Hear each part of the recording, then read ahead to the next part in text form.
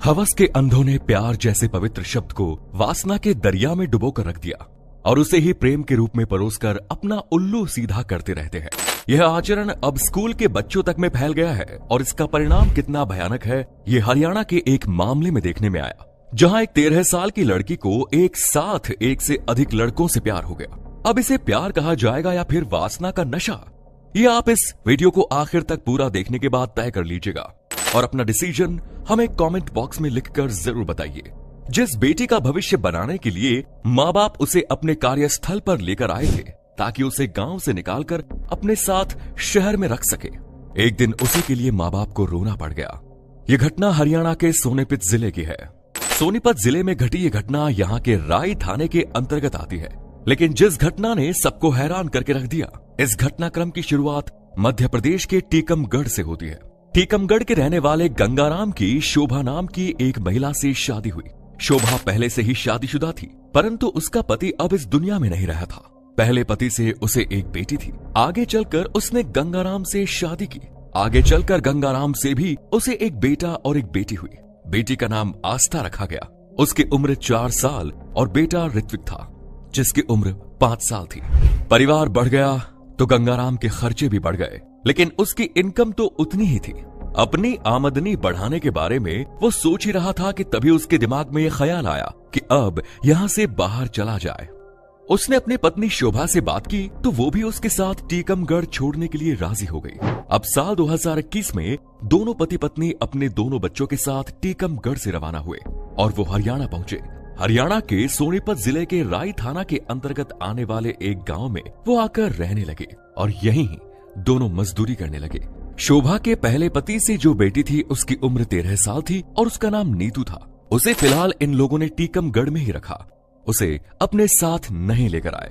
दोनों पति पत्नी इस क्षेत्र में मजदूरी का काम कर रहे थे। दरअसल गंगाराम राज मिस्त्री का काम जानता था। वो जहाँ भी काम करता था उसके साथ उसकी पत्नी शोभा भी काम करने के लिए चली जाती थी।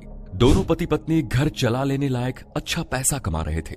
आसपास के क्षेत्र में उनकी छवि भी अच्छी बन गई थी। इसके बाद साल 2023 आया। उनकी जो बेटी टीकमगढ़ में रहती थी अपने दादा दादी की सेवा करती थी। अब इन लोगों ने सोचा कि क्यों ना इससे नीतू को भी अपने पास ही बुला लिया जाए। फरवरी 2023 में नीतू भी अब टीकमगढ़ छोड़कर अपने माता पिता के पास चली गई। उसकी उम्र अब 14 साल हो गई। यहाँ उसका एडमिशन करा दिया गया। नीतू घर का कामकाज करने के साथ साथ अपनी पढ़ाई लिखाई भी किया करती थी। नीतू ने घर के काम को अच्छी तरह से संभाल लिया। वो सुबह का नाश्ता बनाकर स्कूल चली जाती थी। ये घटना अप्रैल के महीने की है।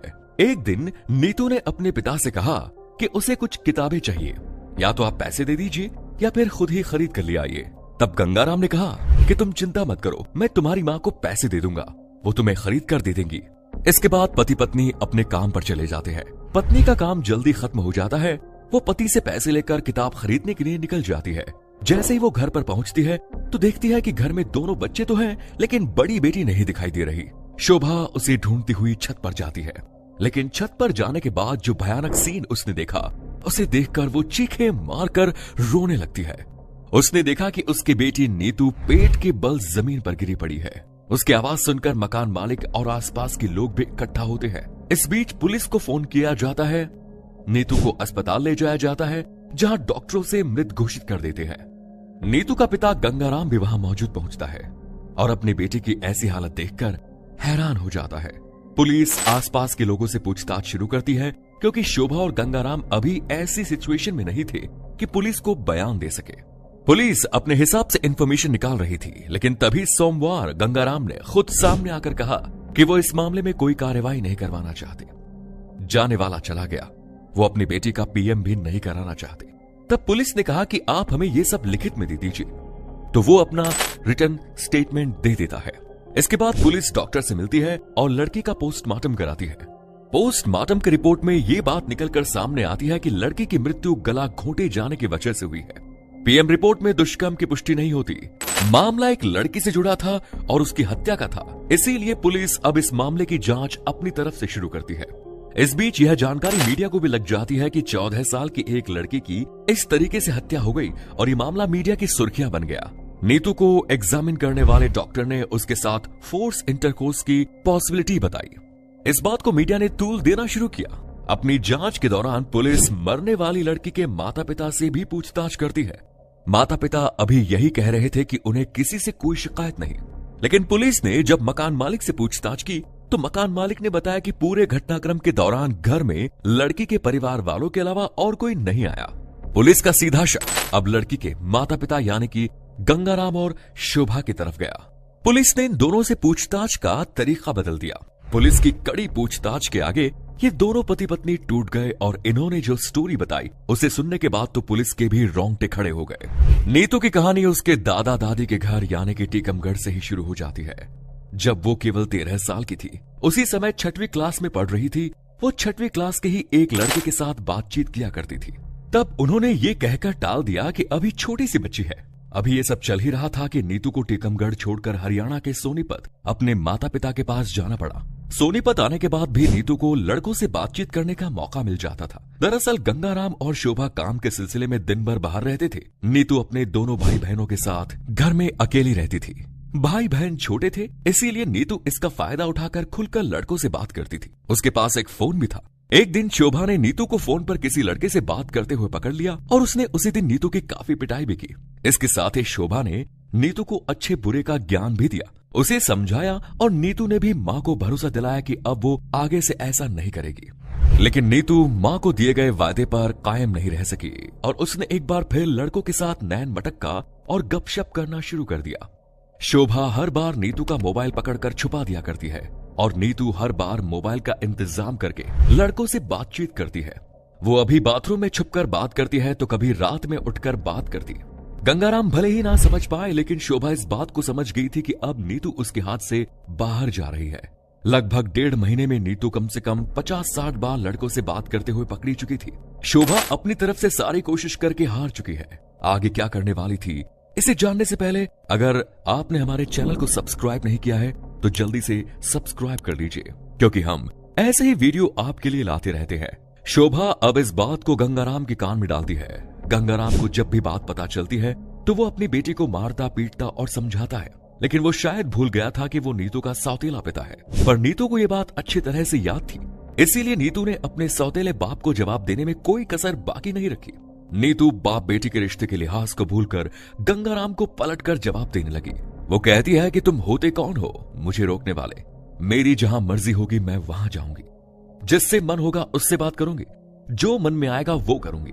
इसके बाद वो जिस तरीके के शब्दों का इस्तेमाल अपने माता पिता के सामने करती है, शायद कोई भी माता पिता अपनी बेटी से इस तरह के शब्द सुनना पसंद नहीं करेंगे। एक बार गंगाराम के सामने नीतू का मुंह क्या खुला, माँ बाप का मुंह बंद हो गया और नीतू की हरकतें खुलकर सबके सामने आने लगी। अब वो माता पिता के सामने ही लड़कों से बात करती, उनसे उल्टे सीधे हंसी मजाक करती। इस बात को लेकर घर में आए दिन कलेश होने लगा और घर का माहौल भी खराब हो गया। यह घटना 29 अप्रैल की है, जब परिवार के सभी सदस्य रात में बैठकर खाना खा रहे थे। तभी नीतू फोन पर किसी लड़के से बात कर रही थी। गंगाराम एक बार फिर अपनी बेटी को प्यार से समझाता है कि तुम जो कर रही हो वो गलत है, इसे बंद कर दो। लेकिन नीतू अपने पिता को उसके मुंह पर ही सीधे जवाब दे देती है कि मैं इसे बंद नहीं करूंगी, मुझे ज्यादा परेशान करोगे तो मैं किसी लड़के के साथ भाग जाऊंगी। इसके बाद वो खाना छोड़कर उठ जाती है, फिर अपने कमरे में जाकर अंदर से दरवाजा लगा लेती है। आज गंगाराम और शोभा को इस बात का एहसास हो जाता है कि उनकी लड़की नीतू अब न केवल उनके हाथ से निकल चुकी है, बल्कि वो उनकी बदनामी का कारण भी बनने वाली है। इतना ही नहीं, घर में मौजूद 2 छोटे छोटे बच्चों पर भी इसका बुरा असर पड़ रहा है। इन सब से छुटकारा पाने का वो दोनों एक भयानक तरीका सोचते हैं और उसको अंजाम देने की तैयारी करते हैं। सुबह 7 बजे दोनों नीतू के कमरे में जाते हैं। गंगाराम नीतू के पैर पकड़ता है और शोभा नीतू के सीने पर बैठकर उसका गला दबाने लगती है। थोड़ी ही देर में नीतू दम तोड़ देती है। इसके बाद दोनों उसकी डेड बॉडी को छत पर जाकर छुपा देते हैं। इसके बाद वो दोनों नीतू की हत्या को कोई और रंग देने की तैयारी कर लेते हैं। दोनों सामान्य दिनों की तरह अपने काम पर चले जाते हैं और उसके बाद शोभा ये कहकर वापस आती है कि उसे नीतू के लिए किताबें खरीद कर उसे देना है, ताकि लोगों को लगे कि इस घटना में इन दोनों का कोई हाथ नहीं। वो तो अपनी बेटी की किताबें खरीदने के लिए गए थे। घर आने के बाद चीखने चिल्लाने और रोने का ड्रामा करते हैं ताकि हत्या का शक किसी थर्ड पर्सन पर चला जाए। लेकिन फाइनली दोनों कानून के शिकंजे में आ जाते हैं। एक अच्छे माता पिता के तौर पर बच्चों का ख्याल रखना, उन पर कंट्रोल करना, उन्हें अच्छे बुरे के बारे में समझाते हुए अच्छी राह पर चलते रहने के लिए प्रेरित करना कोई बुरी बात नहीं। लेकिन अगर कोई बच्चा गलत रास्ते पर चला जाए तो उसका यह समाधान बिल्कुल तो नहीं हो सकता जो गंगाराम और शोभा ने किया। आवश्यकता थी सोच समझकर इससे बेहतर समाधान निकालने की। फिलहाल दोनों जेल में हैं और उन पर हत्या का मुकदमा चल रहा है। वैसे आपके हिसाब से इस तरह की समस्या का बेहतर समाधान क्या हो सकता है? अपना जवाब कमेंट बॉक्स में लिखकर जरूर बताइए। वीडियो को लाइक करके अपने दोस्तों के साथ शेयर करना ना भूलें। फिर मिलेंगे नए वीडियो में। धन्यवाद।